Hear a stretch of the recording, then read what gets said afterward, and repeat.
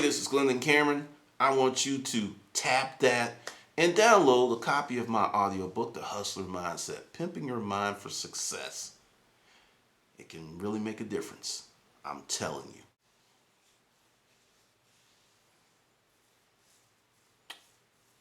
Been thinking about some stuff. It's kind of crazy what's going on.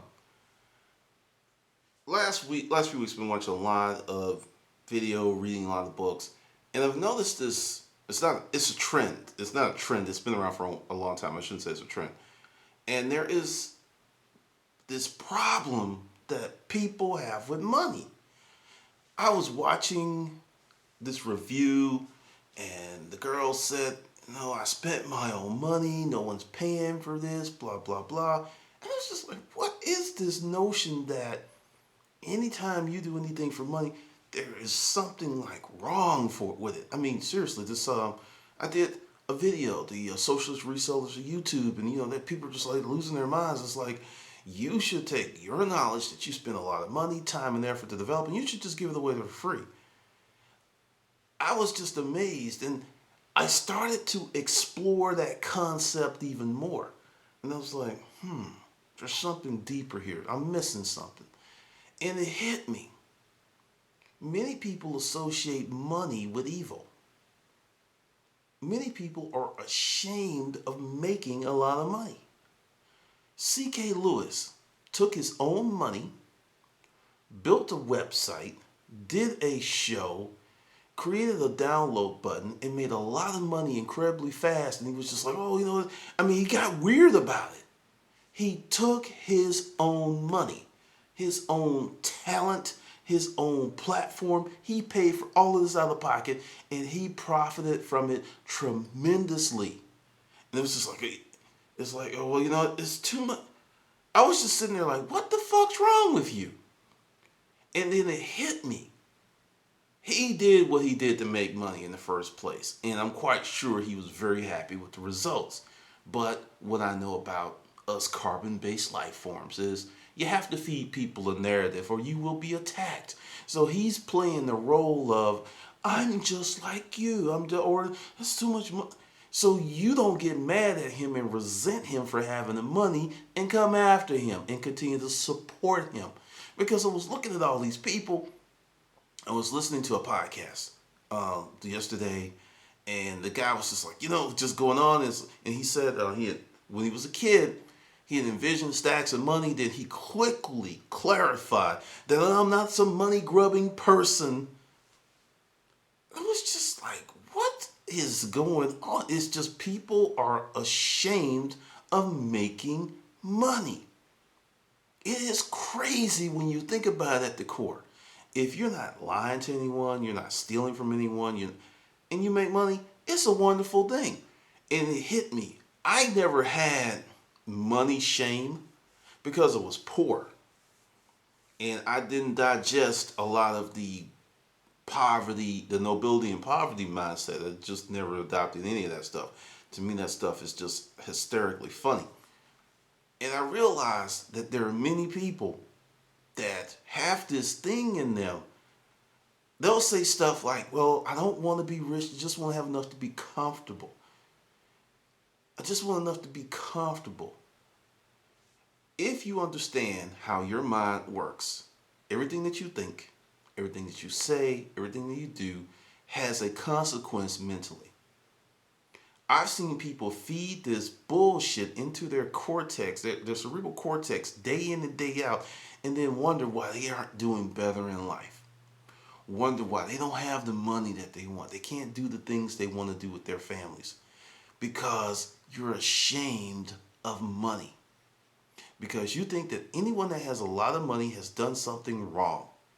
And I don't want to be painted with that brush. No. I did a video, and a lot of people thought it was silly. What to do if you find a lot of money? I will tell you, there are people who buy storage auction units that will come across a lot of money. It is not a daily event, weekly event, monthly event, or yearly event. But trust me, it does happen. And the first thing that people want to do is turn the money in. Let's use some linear thinking to discuss that. You bought a unit, which means that whoever had it couldn't get it. You get the unit, then you find money. I've seen it in the comments for years. What if the person who lost the unit comes after you? Using linear thinking. If they could have saved that unit, they would have. Come after you? Apparently, this person is suffering some kind of dire consequences that they lost their unit in the first place. Death, incarceration, many, many different things. So the chances of them coming after you or looking you up and trying to come get that cash, slim to none. So these fears start to pop up from the subconscious. It's like, all these bad outcomes, and they are steeped in shame. So I'm telling you, there are people who bought units and found a lot of money. The smart ones kept their mouth shut and pretty much did what someone told me a few years ago was considered money laundering.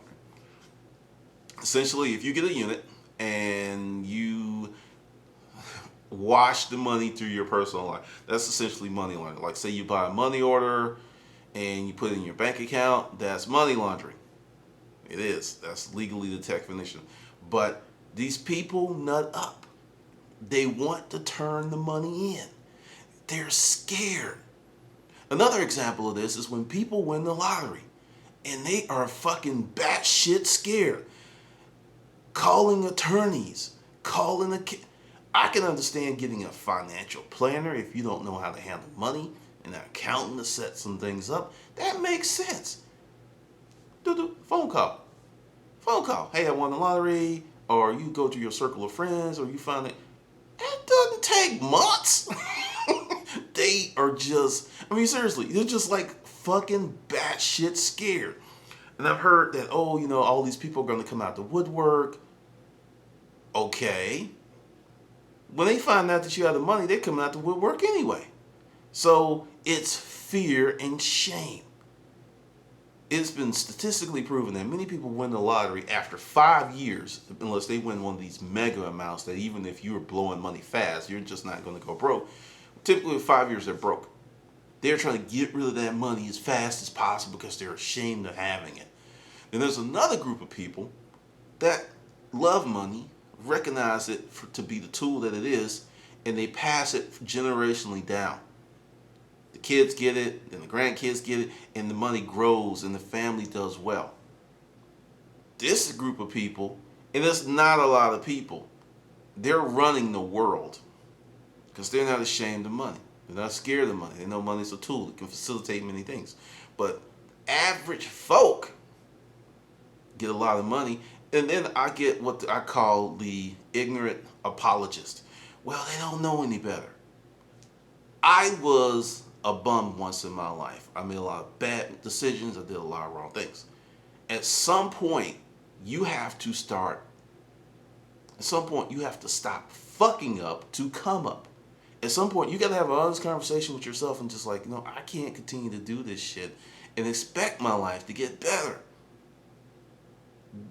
At no point in time has information been as free and all over the place as in right now. You have a cell phone, you have your iPad, a laptop, a desktop. If you took an hour a day and just learned about money, because that impacts you. Money, the fact that the dollar is being devalued, the fact that gold goes up, because I was in one of my writing forums and I asked a simple question and people got snarky because it's like, I don't need to know the price, blah, blah. And the thing is, there are things that are impacting you that you don't even know about or care about, but you know whatever Kim's and Kanye's baby's name is. That shit has nothing to do with you. It has nothing to do with you. It'll have a lot to do with me on my other channel because it will be full of fuckery, and that to me comes under the title of fuckery. But seriously, it doesn't have anything to do with you, but you know more about shit that has nothing to do with you than the things that are currently eroding your financial power, taking money out of your pocket, and legislation on the local level, the state level, and the federal level that will impact you. Don't know about that. And let's delve deeper with this shame of money. Where does this come from? A lot of it, I'll tell you where my money ignorance came from. It came from my mom. She was not financially astute. Just, it wasn't there. It wasn't in the cards. She did the best she could, but it just wasn't there. I had to learn and read and watch over other people to get my financial education. And the biggest thing that took it was starting a business, because, I mean, someone put up in the Hustler group about petty cash, because the way you set up your ledgers and accounting, cash can be a problem. It's a trip. Cash can be a problem if you don't track it right, and it can bite you in the ass. And that's why, I would pay for everything in a credit card if I could, because, you have your records and stuff, you know where stuff goes. But cash, cash. I know some business owners who pretty much don't report all their cash because of the problems it causes. I know they're avoiding paying taxes, whatever. I'm like, that's their truck. They haul it. But essentially put, it's a trip when you start talking about cash money. It's a problem. And I'm going to give you a theory of mine. Just a theory. The powers that be have created that fear of cash. Because see, this is the thing. If you can get your hands on a lot of cash and you have a certain intellect, you become a very powerful person. You can flip $1 million cash into substantial assets in a decade if you know what you're doing. Seriously. Or sooner. You have people who are seduced by the stock market. Statistically, the average investor doesn't do that well, but it sounds good. I have a portfolio. I know quite a few people who are well off. They don't have any shit going on in the stock market. Nothing. Not a thing. I also know people who are well off. They have a lot of stuff going on in the stock market, but these are not average people. So understand, do you have money shame? Because if you have money shame, you will never, ever have a lot of money. It's just not going to happen. It's not coming in your life. You're just not going to get that. It's just not coming. You're not going to get that wealth. It's not coming because of money shame. And I look at people who are broke, are living in indigent circumstances. And when you start talking about money, it's like, the price of gold, wake me up when the Real Housewives of Atlanta come on. I mean, seriously. And I conducted an experiment on my personal Facebook page yesterday because, just in prepping for the Fuckery channel. And of course, I knew that the number of people that were going to look at the Fuckery and comment and say stuff was going to be substantially higher than my business topics. What I didn't know was it was going to be like 100 times greater. I was just like, damn. But that's how people are wired. And no, that's not true. That's not true. People are conditioned for that type of response. Because in the Hustler Mindset Project, I tell people to do things to get them to think. Turn off the television. Turn off your phone. Log out of Facebook. And that was actually one thing, like log out of Facebook for 30 days. Facebook is, bar none, one of the biggest time sucks on the planet. It is. I actually, on occasion, like during the day, I will log, like on my phone, I don't even have the app turned on anymore. I have to go to my computer to see what's going on with Facebook. I don't have the app going on because what happens is you develop a dependency and this response mechanism. You get a like or something on your Facebook page or someone comments on something you put. You go to your phone and you immediately hit that. You know that produces a chemical response in your brain. And the more you do it, the more that chemical response happens.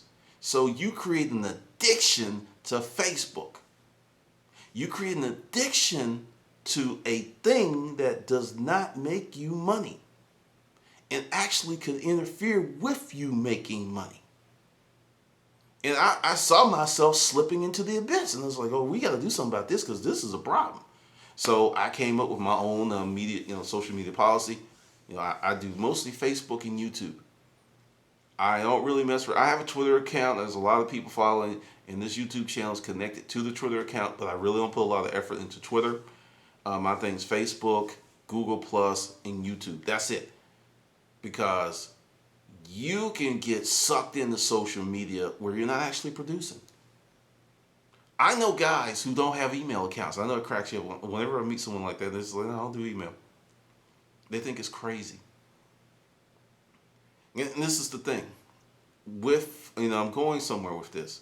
When you're doing these things and you're creating these patterns and these chemical responses, it is pulling you away from things you should be doing. Right now, it is August and soon to be September. My YouTube views are going to go up like a hockey stick because the fall is coming. During the summer, people are out. They're enjoying the summer. They're on the lake and they're on the beach and they're doing all this stuff. But when they should be working, they will be on Facebook and they will be on YouTube. And that's why a lot of companies have a no Facebook, no YouTube, no internet policy, because they know that literally that employee that they're paying for 8 hours of work is only giving them 4.5 because the rest of the time is messing around on the internet. That is a huge loss. It is huge. So, do you have money shame? Do you feel that you're being pulled into the matrix? Because understand, a lot of this stuff's contrived. I'm telling you, I had a conversation. I don't watch a lot of television for a reason. It is anything that goes in will impact you. And if you watch the wrong stuff, just like if you eat the wrong stuff, you're going to have the same effect in your brain. And I look at a lot of what we're fed in the media, which creates a lot of money shame. It does create a lot of money shame because everybody that has a lot of money and made a lot of money is not an evil person or a bad person. And then to make it even more insidious, since having money is associated with being a Republican or a conservative GOP, then that's even another reason not to go out and develop yourself. Because it's like, I don't want to be a Republican. Someone in my family called me a conservative because I mentioned personal fucking responsibility. Yeah, thanks for your Republican sentiment. And I'm just sitting there like, you gots to be kidding me. You have totally gots to be kidding me. And when you say things like that and do things like that, it will mess with your money shame. Seriously, you got to understand, there's a lot of guys that are really wealthy who are not smarter than you. But they don't have money shame. None. And you got to think about that. What's your money shame? Because I do remember a comment that was made during the YouTube fuckery, and someone's like, it's not about getting rich, it's about helping people. Every time I hear that, and if I just know, I'm willing to bet cash money that if I go into the person's background who said this, they don't do fucking bake sales, they don't go to old folks' homes to help the elderly, they don't even donate money to causes. That's just lip service. Because a person who's really helping people will do something. And let's explore on that. If you don't have shit to offer, how can you help someone? Serious question. You don't have shit to offer, you can barely take care of yourself, or you're not taking care of yourself. How can you help someone? I'm just serious. I'm like, seriously, how can you help someone when you don't have a surplus? Because see, it's not just about money. Because see, it kind of comes back to money. Because say, you don't want to donate money, but you want to donate time. But oh shit, you got 2.8 jobs. You can't donate times because you got to hit your job so you can pay your bills. It keeps coming back to money. It comes back to having a surplus. It keeps coming back to money. And I'll give you another thing about money. Money is the reason that most people, not most, I can't say most. Money is the reason that marriage is falling out of favor. And they're like, what? Women don't need a dude anymore to be married. And as a consequence, they ain't getting married. They may say, I want to be married or I haven't found the right dude. I have my house. I have food over the cat. I've got my Lexus. I hate to hang out with my girlfriends in the Bahamas 2 times a year. They are not trying to get in a situation where they would have to actually have conversations about their money. No, no, no, no, no, no, no, no, no. No. I recently researched a stat. 41% of all births in the United States of America, 2011, were out of wedlock. 41%. That's, if you're short, that's 8% from half. That's all of the kids in America. 41% of all births in America in 2011 were out of wedlock. If you don't know, it was about 2.2 million kids were born.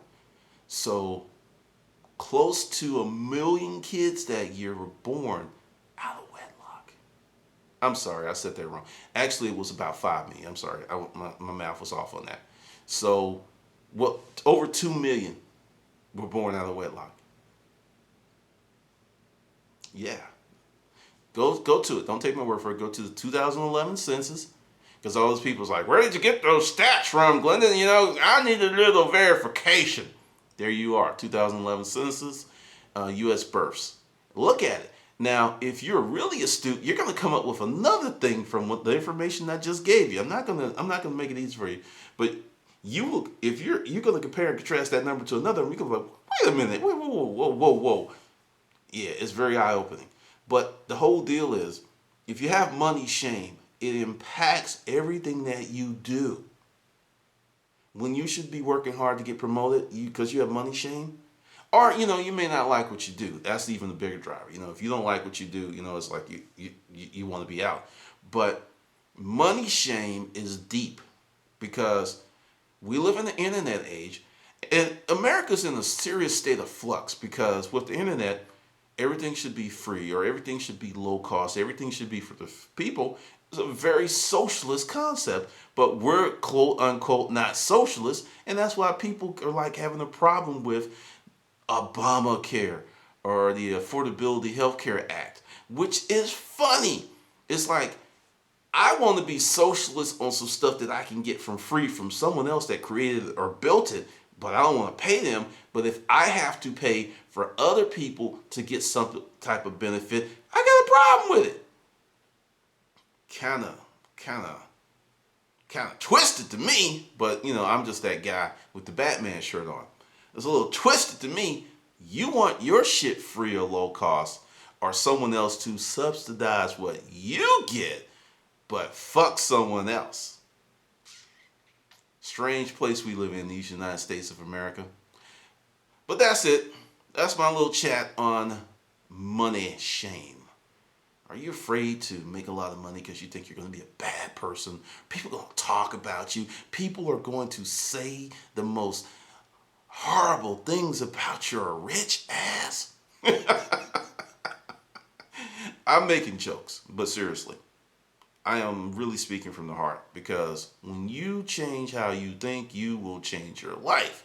And a lot of people just absolutely refuse to accept that notion. And the thing is, you're going to need money to do things in life. It's just unavoidable in the United States of America and many countries that are becoming quite westernized. It's unavoidable. Unless you're going to buy you a plot of land, go out and grow you some carrots, pears, and, hustle you some cows or whatever. It's just unavoidable. But think about that. Really think about your money shame. Think about your relationship with money. Think about how you feel about money. Do you have a good relationship with money? Do you think money is this bad thing? And if you cannot save $25 a week, and I don't care if you're making fucking minimum wage, you probably have a money problem. I'm serious. You probably have a money problem. A bad money problem, a shame, something. Something is wrong with that conundrum. All right, this is Glendon, and I will see you on the good side.